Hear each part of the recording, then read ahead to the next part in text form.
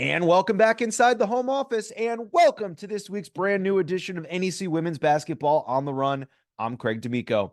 Coming up on today's show, we will look ahead to this week's Friday night schedule. We'll pick out the top stars of the week. We'll talk to the NEC's leading scorer, Central Connecticut State's Samora Watson will be stopping by. All that and more coming up. But first, let's get you caught up to speed on this week's top headlines. We start with our three-point shot. And headline number one, we start at the very tippy top of the NEC standings, where Sacred Heart and Lemoyne have resided for basically the entire season. Sacred Heart got off to a 3-0 start this year. Lemoyne was 2-0 in conference play before Lemoyne upset the Pioneers 60-56 in Fairfield back on January the 15th. Lemoyne would then have sole possession of first place, up one game on Sacred Heart, until St. Francis handed the Dolphins their first setback, 55-52 in Loretto a couple weekends ago, putting both teams back into deadlock with one conference loss apiece. So both teams kept winning these last couple of weeks, including last Thursday night when Sacred Heart took down Stonehill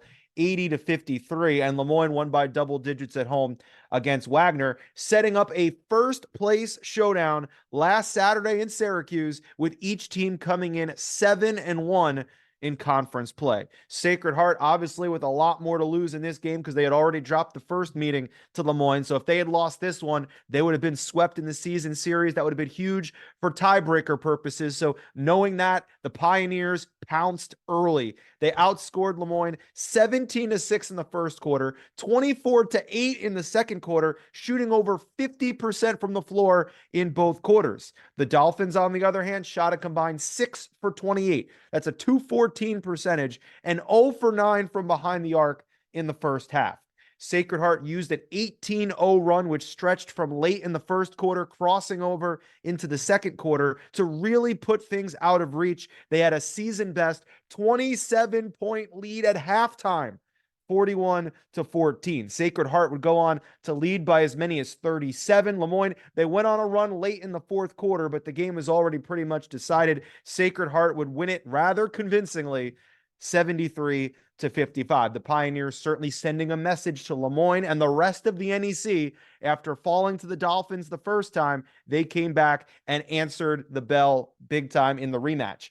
Sacred Heart, their average margin of victory these last 5 games on a current 5-game win streak.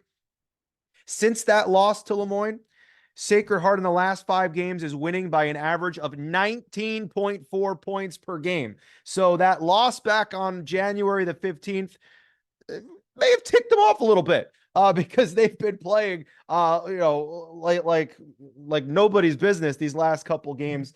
Certainly looking like the champions that they were finishing last season, and they hope to be again this season. So Jada Bonner led the way with a career high 6 3-point baskets, 18 points on the afternoon against the Dolphins. Nycera Pryor doing Nycera Pryor things, 17 points, 6 rebounds, 5 assists, filling out a bunch of different columns in the stat sheet. Olivia Tucker chipped in 15 points. She had 3 triples, and Latoya Baker led the way for Lemoyne with 20 points for the Dolphins. So Sacred Heart now, as it stands at the moment, 1 game up on Lemoyne in the standings at 8-1, 7 games still to go. The Pioneers are set to win their first NEC women's basketball regular season title since 2016. At least that's the goal. A win this week in their lone conference, or their lone contest against Central Connecticut, would be a first step towards accomplishing that goal of a regular season title. It would put Sacred Heart in position to clinch at least a first round home playoff game at the Pitt Center by the end of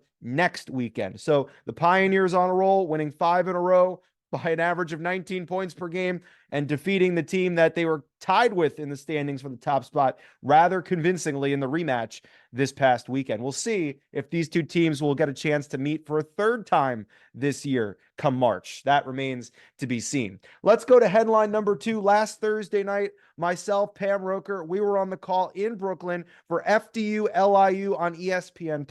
FDU hadn't won a road game all season. They came in at 0-10 away from home, and they got off to a slow start on these unfriendly rims. They were shot 4 for 18, 0 for 7 from three-point land in the first quarter. And not only were they missing, they were missing by a lot. It really was not pretty. LIU, they would lead by as many as 8 in the first half, but Lily Park finally got a rhythm, finally made a 3 with 38 seconds left. And despite the shooting woes, FDU actually had a lead that they would take into halftime, 28-27. It was their first lead of the game, and they would take that into intermission, and they would carry the momentum into the second half, go on to lead by as many as 13 points, 50-37, with 9 minutes to go in the fourth quarter. But similar to the game against Central Connecticut from a couple weeks ago when FDU was up 9 with just over a minute to go and Central was able to fight back and force overtime, FDU kind of let their opponents get back into it. The Sharks went on a 13-0 run to tie the game at 50 by the middle of the fourth quarter. The key shot was in the final minute. LIU was up 2. Abigail Babori drilled a 3 to put the Knights up for good. Ashley Austin missed a 3 at the buzzer for LIU, and FDU would win it 59-56, their first road win, and they would hold on to sole possession of a top 3 spot in the standings. LIU, they came in 1 game behind the Knights, so LIU, if they had won, they would have tied FDU in the standings for a top 4 spot, but FDU able to find a way to get it done. They, again, like that Central game, FDU had to win it twice. They overcame a slow start, built a commanding lead, saw it completely disappear, and overcame all those obstacles and found a way to win it in the end. FDU's defense forced 17 turnovers. Their defense was their calling card, still is. It led to 19 points. LIU only shot 1 for 9 from behind the arc for the game. And Lily Park, despite those early shooting woes, she ended up leading all scorers with 13 points. Abby Conklin and Abigail Babori each had 12. So FDU was off on Saturday. They had a week to get ready for Wagner, which is coming up on ESPNU Friday night. LIU, on the other, not only did they have to come back and play Saturday, a 5-point loss to the Red Flash, despite Amaya Dowdy's monster game of 25 points, 16 rebounds, but then they also had to come back 2 days later and play on Monday, a non-conference for now game against Chicago State. They went out to Chicago State, if you remember back at the beginning of January. Now this was the return affair of the home series. Chicago State came to Brooklyn, and this one the Sharks were able to win 80-71. Mariah Elohim scored a career high 30 points in that game as the Sharks sweep past the Panthers this season, getting ready to welcome in Chicago State to the league next year. But before we wrap up this headline, again, myself, Pam Roker, we're on the call for this game, especially in a game like this that goes down to the wire, not decided until the final shot went off the iron at the buzzer. Don't always get to get in all the information, all these wonderful notes and nuggets and fun stories that we collect during our preparation the week before the game. Especially in a close game when the game is the story, don't get a chance to tell all these wonderful facts. So on this show, I get a chance to come out here and share with you some of the behind the scenes stuff that you didn't get to hear during the ESPN Plus broadcast last Thursday. For example, let's talk about season finishes for a second. LIU, here in February, this is their time of year. In 2020, they started the season 1-12. They finished the year winning 4 out of 7. 2021, they finished the year on a 4-game win streak. 2022, they started 0-14, but ended up winning 7 of their final 10 games. And in 2023, they won 4 of their final 5 games a year ago. So this is a team that finishes strong. And the fact that they've been able to build themselves into, top 4 contenders in the standings. They had a chance to get into the top 4 had they beaten FDU the other night. So it's very interesting to see how this plays out. If LIU has another strong finish, which has been their custom since 2020, this is a team that could maybe do some damage come March. They were last in the semifinals a couple of years ago before Renee Haynes came in. The tournament was at the whole tournament was at Robert Morris that year. They made it to the semifinal round. They haven't reached that plateau since. So we'll see. We'll see if LIU can finish strong this year, especially since they have a core of returning players from a year ago and are definitely starting to build some chemistry. How about this story? Coach Gately, we know that she was longtime Fordham coach, stepped away last year, coached at the high school game, and actually led her Ocean City team to a state championship. And she was telling us that she loved coaching high school last year. She loved the innocence of the group, got her kind of back to her roots, gave her friends for a lifetime. If you remember, her players were at her introductory press conference when she took the FDU job. And so it's great to see her kind of recharge the batteries coming back into the college game. 10 wins shy of 700 for her career. And again, didn't get a chance to point this out during the broadcast, but she's had success everywhere she's gone, and she's managed to have success pretty quickly. In Richmond, she was a 20-win coach and in second place by year 3. St. Joe's, they went to the NCAAs by year 3. LIU, WNIT year 5. Monmouth, WNIT in year 3. Fordham, WNIT year 2. NCAA tournament year 3. So Coach Gately brings in young players, just like she did this year, a lot of new faces with the FDU Knights, but able to develop them, coach them, build chemistry, build a team, build depth, and eventually, really quickly, managed to win games and make it to NCAA postseason. So we will see if that run of success continues here in her latest stop. And one last story: FDU started the year on the road at Iowa, a game that they lost 102-46. But of course, you play Iowa, you get the whole Caitlin Clark experience. And Coach Gately was telling me what an experience it was to play against a generational talent. She's even better when you see her live. They got a chance to shoot around, to get pictures taken with Caitlin Clark. I know it's new generation.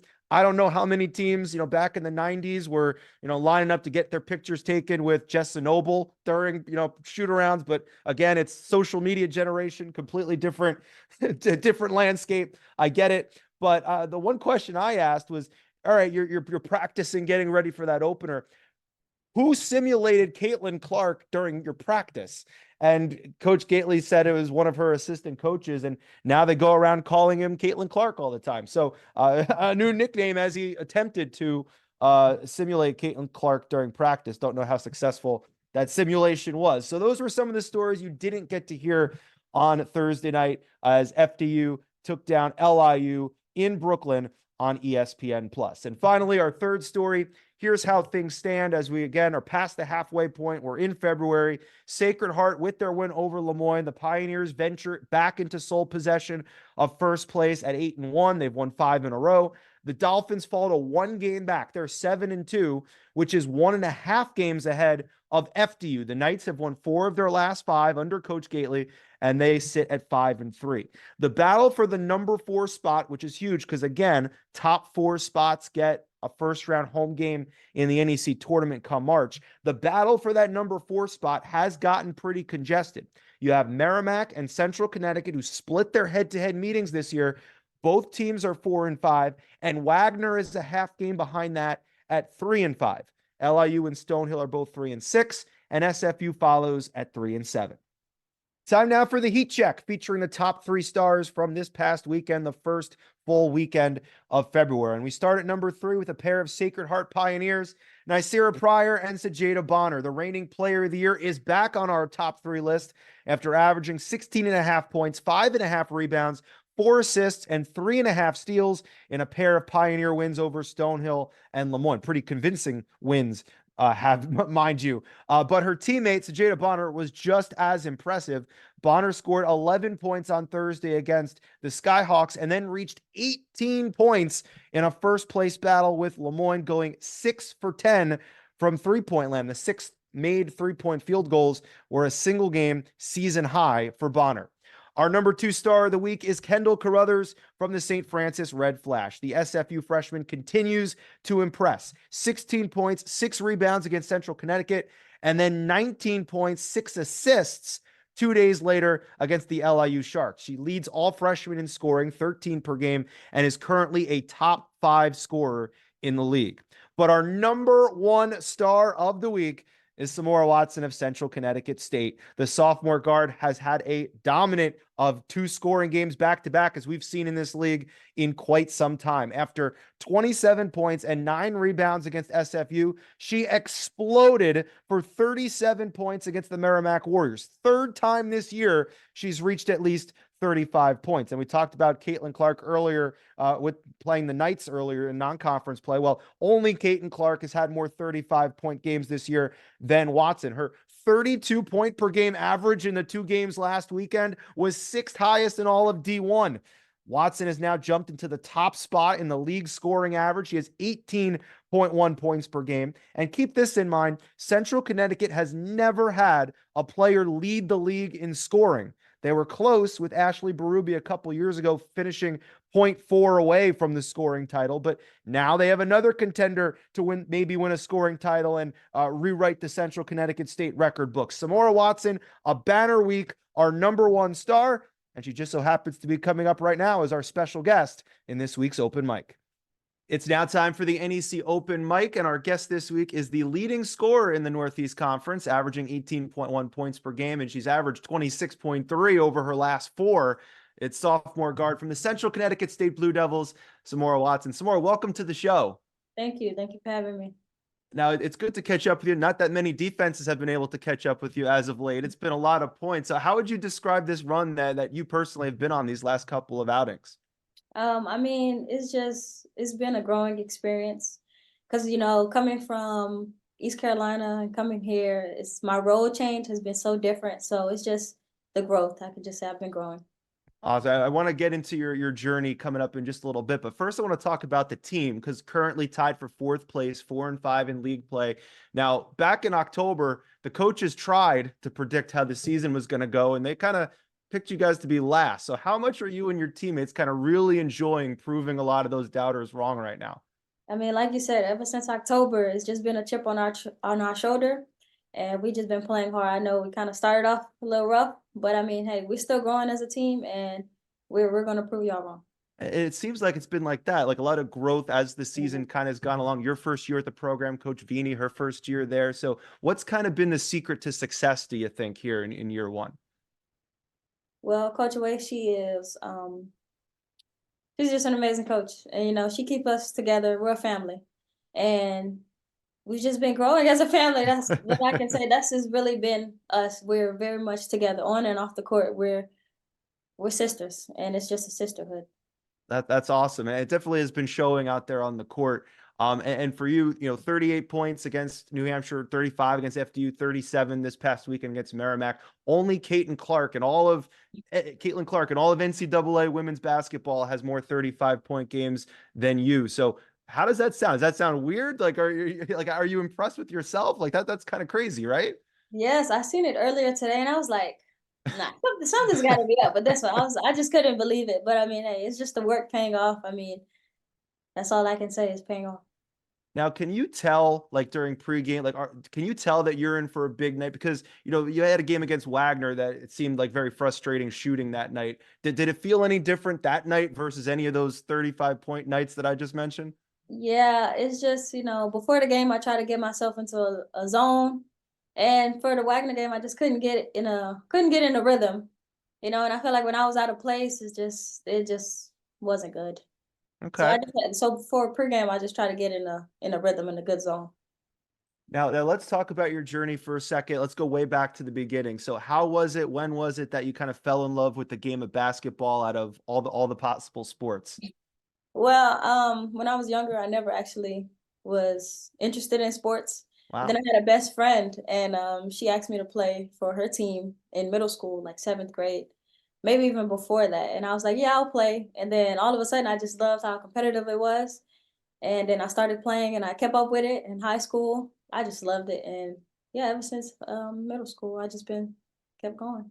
So what was the journey to get you from, Texas way back when and now here to Connecticut? You mentioned another stop along the way. So how'd you kind of find yourself to New Britain? Yeah, I never would have thought I'd be in New Britain, but I can't lie, I love it here. So yeah, it's just Coach White. I had a connection with her. I was being recruited to go to Temple University. But when things didn't work out, I went to ECU for my first year. And then after things didn't work out there, I found out that Coach Wade was coming here. And so I said, why not? Why not? It looks like it's been a great fit so far. Central Connecticut, they've never had a player lead the league at the end of the year in scoring. They had a player close a couple of years ago. So how cool would it be? I'm sure that's not the number one goal, but to finish as the league's leading scorer and kind of get a little notch for your program, that would kind of be neat, right? Oh, yeah, I'm definitely gunning for it. Okay. Now you're going to be playing, I guess, your top challenger for that scoring title in Nicira Pryor, Sacred Heart, coming up this weekend. The first of two games still to come against Sacred Heart, the second half of the conference play. So, from what you've seen on tape, what do you think might be a key or two for this game coming up on Friday night? I think the main key is containing dribble penetration and boxing out. I think that's what we need to do to secure a nice win and staying together, obviously. So I think those are the keys. We'll be good. Okay, we can't wait to watch that play out. And we have the final 5 questions. These are quick hitters. So first thing that comes to mind, let it out. All right. Yep. All right. Favorite snack or junk food? Ice cream. Okay. Favorite color? Black. Okay. Kansas City Chiefs or San Francisco 49ers? Oh, 49ers. Okay. If we took a survey of your teammates, what character trait or adjective do you think they would use to describe you? Tough. Okay. That's good to be known as tough. That's awesome. That'd be awesome. And last one, what's the key for Central to keep things rolling and make a run for that championship this year? Staying together and boxing out. Boxing Okay. out. All right. Emphasis on the box out, but staying Okay. together most important. Little bit of intangibles, a little bit of X's and O's, so kind of merge them together. I like it. So our pleasure meeting you, getting a chance to chat with you today, and best of luck to you and the team the rest of the season. Thank you so much. Be sure to check out some more on the Blue Devils coming up Friday night, 7 p.m. on NEC Front Row as they take on the Sacred Heart Pioneers. And be sure to check out the full episode of NEC Women's Basketball on the Run. It's available wherever you get your podcasts. Glad to hear from Samora Watson. You heard it right from her, how Central Connecticut State kind of playing with the motivation of being picked last in the preseason poll. So for this week's Stat Chat, we want to take a closer look at when the coaches were the most incorrect with their preseason forecasting. Only 4 times in the last 10 years, from 2014 to 2023, has the team that was picked last actually finished last. So 6 out of the 10 times the team picked last actually exceeded expectations. And the 2 teams that most exceeded the expectations, we go back to the Merrimack Warriors in 2019-2020, their first year in the league. They were picked dead last in the preseason poll, and they ended up finishing 3rd. Now, remember, they were unable to participate in the conference tournament that year, and the tournament never got completed anyway, but that's another story. They were led by Denia Davis. Stuart Sticks was a double-double machine, winning Player of the Year, again, soaring past the preseason expectations. But perhaps the biggest case of exceeded preseason expectations was in 2014-2015, a true worst to first story. Central Connecticut State themselves were picked in a tie for last place with FDU. They ended up finishing 14-4 and in a tie for first place. So picked tied for last, ended up tied for first. Central Connecticut was picked last this year for the 3rd time in 4 seasons. And at the moment, they're in a running for a top 4 spot. So we'll have to wait and see how things play out. But again, there would be precedent, especially over the last decade, and especially with Central Connecticut State, see the 2015 season, of proving preseason doubters wrong in a big, big way. That is this week's Stat Chat. Now, there's no love lost in the NEC. Valentine's Day is quickly approaching. Only one NEC women's basketball game day coming up this weekend, and it's on Friday night. 8 teams in action. St. Francis has a bye. They don't play again until next Thursday after Valentine's Day on February 15th at Wagner. So there will be 12 games in between games for the Red Flash. But for the other 8 teams, here's what's coming up on tap Friday night. We start with Stonehill at Lemoyne. The Dolphins will be trying to bounce back from just their 2nd conference loss. Last time they lost a league game, they came back next time out and beat Merrimack by 7 and then LIU by 18 in the same weekend. It's the Dolphins' first NEC meeting against Stonehill, a team that they'll see twice in the next 9 days. Stonehill did defeat Lemoyne in the 2020 Northeast 10 semifinals on their way to their last conference title in D2, but Lemoyne won the last regular season meeting. Again, these 2 teams back in the other league in January of 2022. LIU and Merrimack, another big battle coming up on Friday night. The Sharks, they got some momentum. They ended a 4-game skid with a non-conference victory over future conference rival Chicago State at home on Monday afternoon, 80-71. Mariah Elohim had 30 points. Ashley Austin added 26. It marked a season sweep of the Panthers after LIU had won back in the Windy City in early January. So now LIU is back in conference play against Merrimack. These two teams, they'll be playing each other twice over the next 9 days. The Warriors have won 4 out of their last 6, only 2-1 on their home court so far this year in conference, because only 3 out of their first 9 NEC games were at home. But of course, that means there's a lot of home court advantage coming up this second half of conference play for the Warriors. Starting with this game against LIU, they'll be starting a run of 5 of their final 7 regular season games at Hamel Court. So Merrimack looking to use home court advantage to get home court advantage in the second half of the season and beyond. And by the way, in her last 6 games as a starter, Kaylee Thomas, Kiki averaging 15.5 points per game for the Warriors.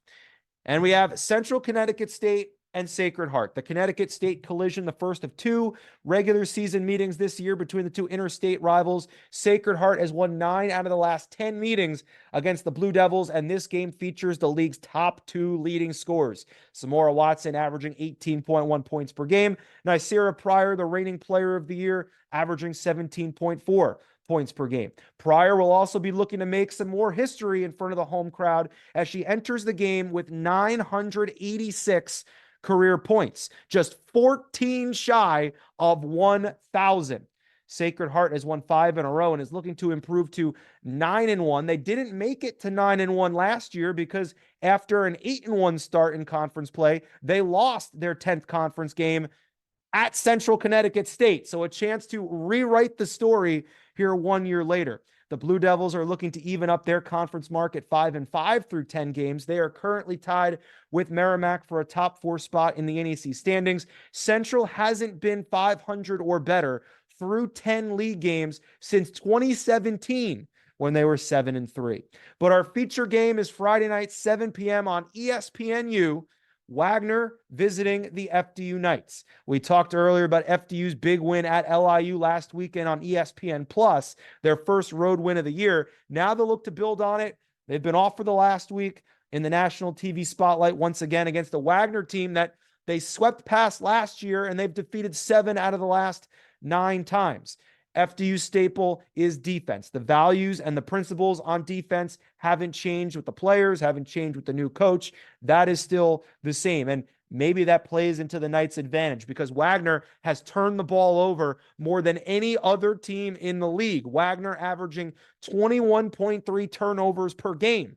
In conference play, FDU is a top-tier scoring defense and field goal percentage defense team. So perhaps advantage Knights. By the way, this game, huge playoff implications. FDU trying to keep hold of a top 3 spot in the standings. Wagner can get themselves in the mix with Merrimack, with Central for the number 4 seed because a win would get them to 4-5 in conference play. And again, right there in the thick of things in the middle of the NEC standings. So we'll see how it plays out Friday night, 7 p.m. on ESPNU. And that'll do it for this week's show. Enjoy the games on Friday night. And we'll see you right back here next week. I'm Craig D'Amico, and this has been NEC Women's Basketball on the Run.